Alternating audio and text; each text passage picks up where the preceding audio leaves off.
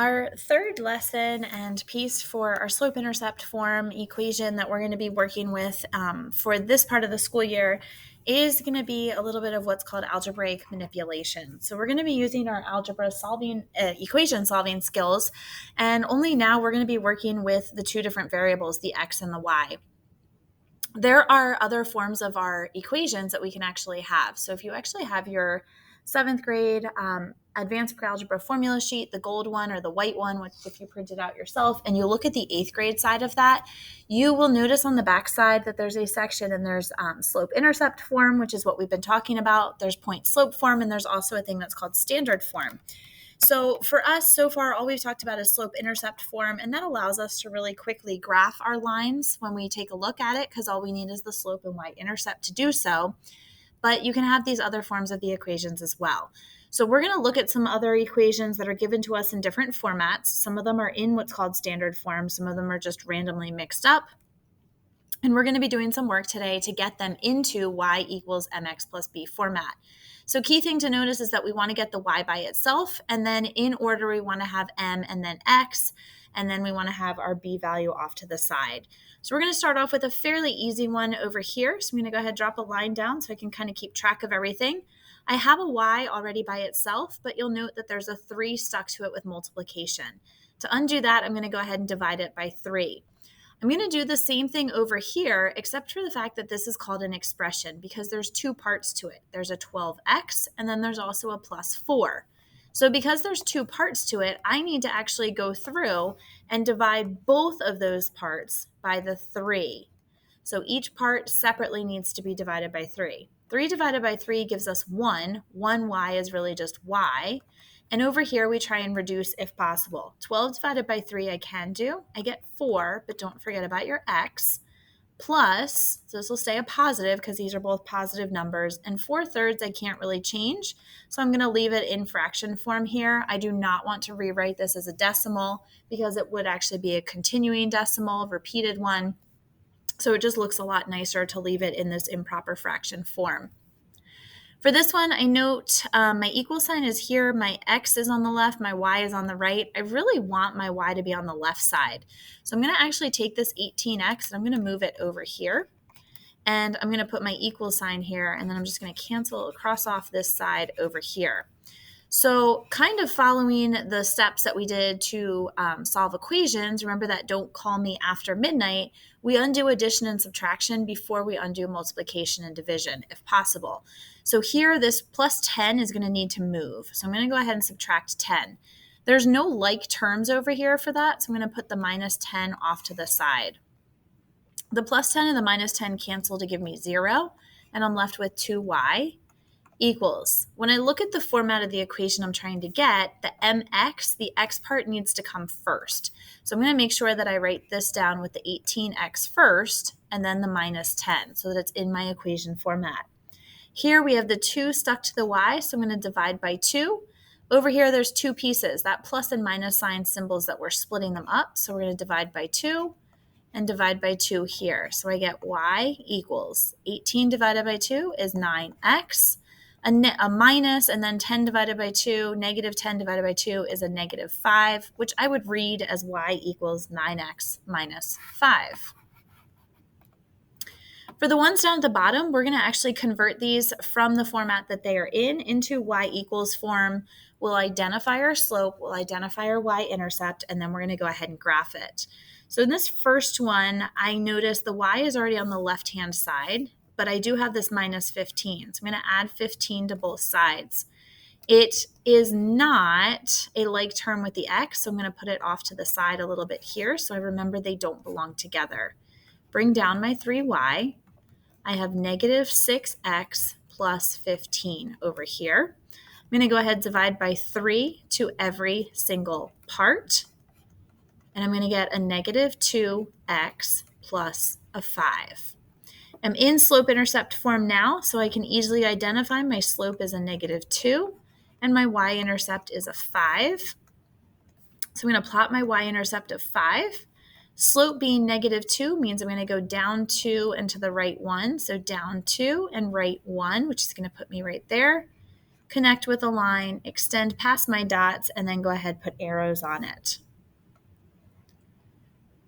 For the next example, am I going to move this 5x over, or am I going to divide by 6 first?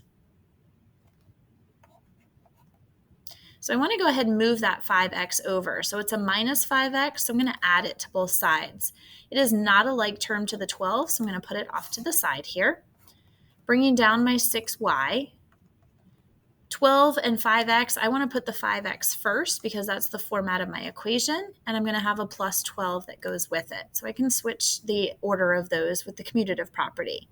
My next step is going to be to divide by 6. Over here, I have to do that to each piece, so there's 2 pieces. So I get y equals 5 divided by 6 is going to result in a fraction, so I'm going to leave it as 5, 6x. Positive 12 divided by 6 is a positive 2. So my slope here is 5, 6, and my y-intercept is 2. How do we change this over to a fraction? We're going to get a yucky, or over to a decimal, excuse me. We're going to get a yucky decimal, and it's also not going to make sense to us on the graph, on the coordinate plane, when we actually go to graph our slope. Y-intercept here is 2. My slope is 5, 6, so I'm going to go up 5, and then I'm going to go over 6, which will take me over to that corner. And I'm going to go ahead and connect the 2 with a line, extend past my dots, and put arrows on them.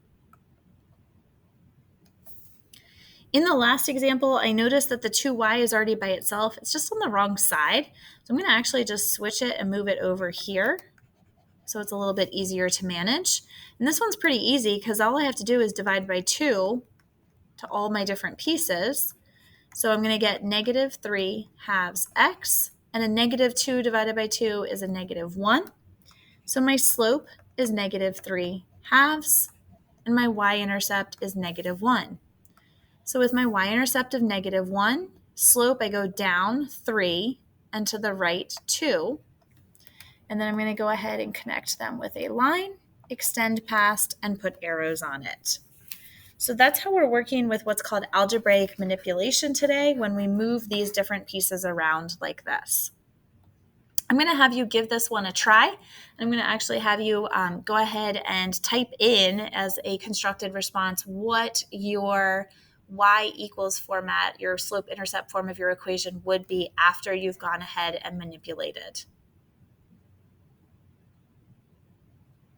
So this one, there wasn't much to do with it. This negative y really means negative 1. So we're going to divide all of our pieces by a negative 1. So that's going to give me y equals, this is a positive 4x and then a minus 3.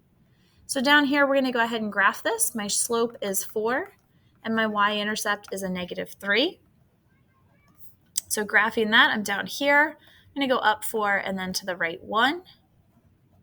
Extend my line. So I'm going to look like that.